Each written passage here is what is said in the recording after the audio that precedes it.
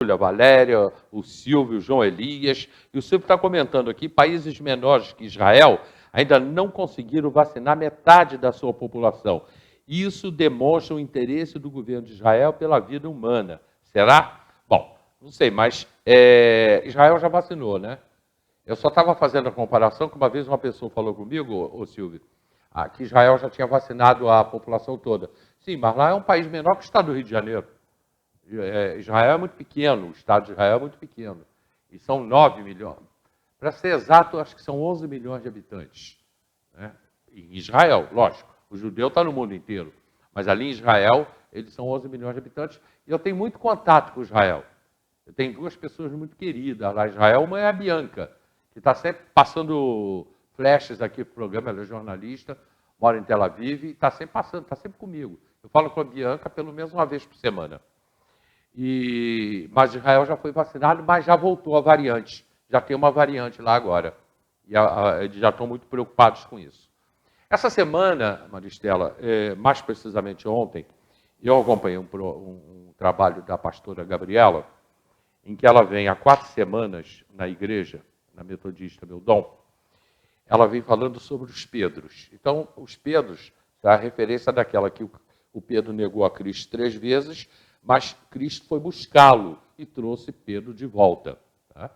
Aí, os Pedros são as pessoas que estão à nossa volta. São pessoas que a gente conhece, mas que a gente não dá a mínima. As pessoas precisam de ajuda. Isso realmente existe, Maristela? Nós temos obrigação de ver uma pessoa que está do nosso lado? Como é que funciona isso? Eu vejo, sim, como uma obrigação. Sabe por quê? Faça pelo outro o que você gostaria que fizessem por você. Às vezes você está num momento tão difícil que tudo que você precisa é um olhar, né, de acolhimento. Antes era o sorriso, a máscara hoje escondeu um pouco isso. Tudo que você precisa é um olhar acolhedor, um olhar que te dê através de um bom dia, está tudo bem, é aquela coisa de me importo com você. E tem as pessoas, nós temos na cidade um grande número de pessoas que moram sozinhas. E que, com a pandemia, se isolaram bastante. Como todo mundo se isolou, mas muita gente se isolou com a família toda, e tem pessoas que se isolaram, estão em casa trancadas.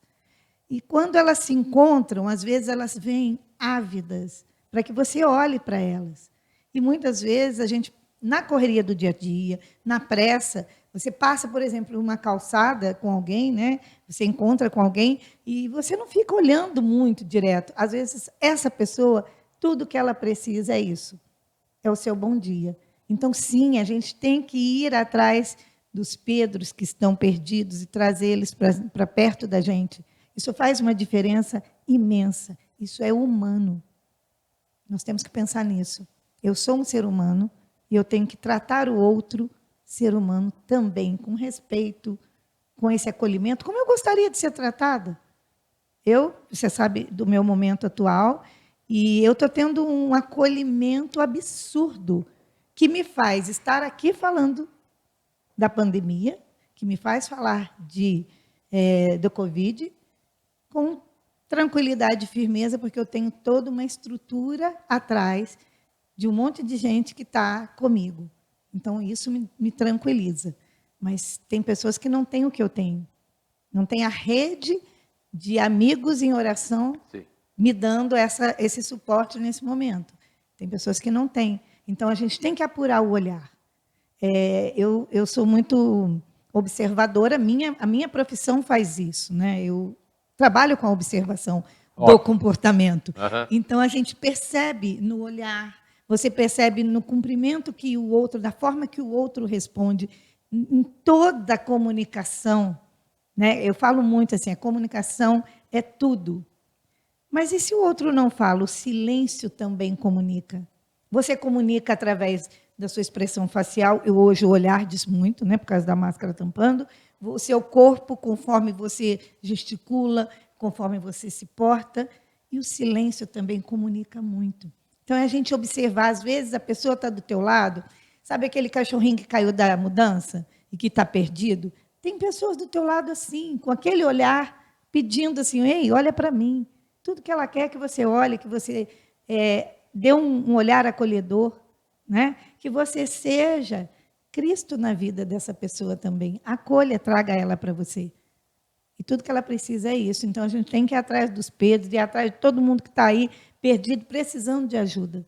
Durante essa tua última fala, você, por 2 vezes, você citou o lado espiritual.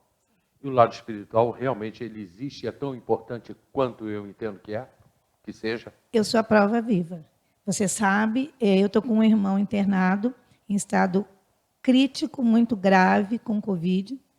Ele vai para a 4ª semana de intubação. Neste momento, a gente ainda não sabe se ele foi extubado ou não, porque fizeram a primeira tentativa, não conseguiram, e aí ele teve uma infecção bacteriana.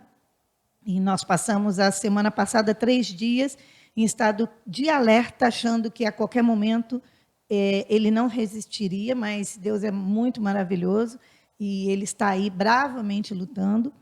E eu digo para você, se eu estou aqui hoje, olhando para você, sorrindo e podendo falar de pandemia, falar de doenças que a pandemia traz e também do Covid, é porque eu tenho uma sustentação espiritual. Eu tenho pessoas que traçaram uma rede em volta de mim, de oração, de cuidado, e tem pessoas que mandam áudios e eu passo para a esposa, porque meu irmão ficou internado e o filho também ficou.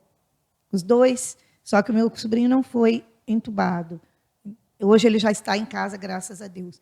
Mas meu irmão, nesse momento, a gente não sabe ainda se ele já foi extubado, se correu tudo bem, ou se tiveram que fazer uma tráqueo.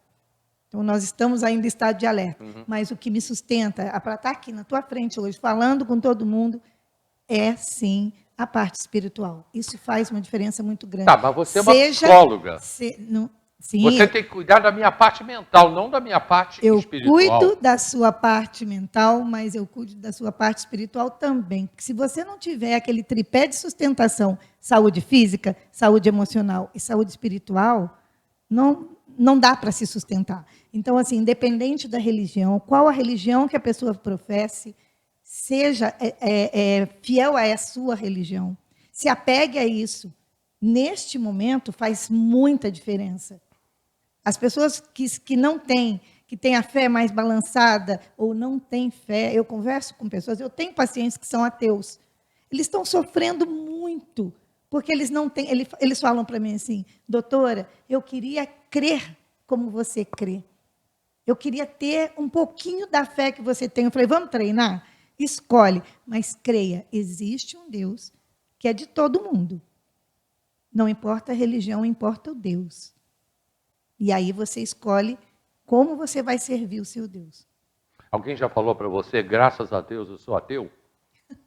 Ainda não, mas que me falaram assim, que isso tudo não é verdade, que não tem Deus, que aconteceu foi o Big Bang. Eu falei, tá, mas quem apertou o botão para esse Big Bang acontecer? Não vem com essa não, que quem criou isso fui eu. Mas eu falo muito isso no consultório. Isso também foi, eu estava olhando o pastor também, o Sérgio, lá na Metodista, e ele falou da grande explosão, né? Aí eu, na hora, eu prestando atenção, falei, porque ele vinha no programa, eu falei, já sei a pergunta que eu vou falar para ele. Quem acendeu o estupim? Quem apertou o botão? Alguma coisa teve que acontecer para essa explosão. Então, assim, muita gente nega. Né? Nesse momento de pandemia, muita gente fica de mal com Deus, porque o familiar perdeu um ente querido. Mas eu digo sempre assim, nós estamos aqui de passagem. Ninguém veio com bilhete carimbado, olha, seu dia é tal, hora tal, e você vai embora disso. Ninguém sabe. Pode acontecer que na próxima semana esteja marcado de eu vir e eu não estar mais aqui. Ninguém sabe. Você sabe o dia que você vai embora? Não, eu ainda vou mais além. Eu acho o seguinte, eu costumo falar isso aqui nos meus comentários. Tá? Tem alguma coisa depois daqui. Porque se não tivesse, que sentido teria a vida? Que sentido teria? Não tem sentido nenhum. Eu vejo que isso tudo aqui é um grande processo de aprendizagem. Então, a gente tem que aproveitar esse processo de aprendizagem, sabe, de conhecimento constante. Sim, erro e acerto, porque a gente erra, ninguém é perfeito, a gente erra, então a gente tem a oportunidade de acertar, porque depois, lá na frente, algo melhor virá. Eu creio nisso. Ah, mas você é uma psicóloga espiritual. Já perguntaram se eu faço terapia espiritual? Não, gente, eu não faço. Eu faço terapia cognitivo-comportamental. Mas eu tenho a fé. E ela me sustenta. Eu sou prova disso nesse momento aqui na sua frente, falando de Covid. Eu até também falei isso hoje aqui na abertura do programa. A gente está vivendo esse momento em que o mal, as pessoas do mal, tem as pessoas do mal, as pessoas do bem, ainda bem, que é uma minoria, né, as pessoas do mal. E que elas estão aí.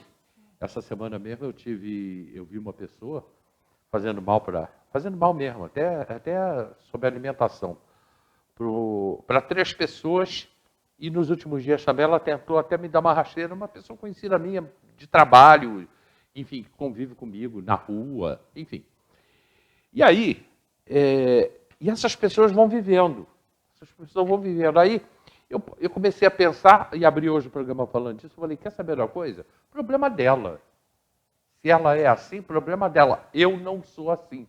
Eu preciso viver bem, eu preciso viver melhor. Então eu vou procurar Deus, mas vou procurar um psicólogo também. Agora você espera um pouquinho que eu tenho mais uma pergunta. Eu tenho um comercial muito rapidinho que a gente já está na reta final, ok? Já voltamos. Estou aguardando aí uma confirmação da vinda aí na semana que vem aí do Antônio, ok? Voltamos já.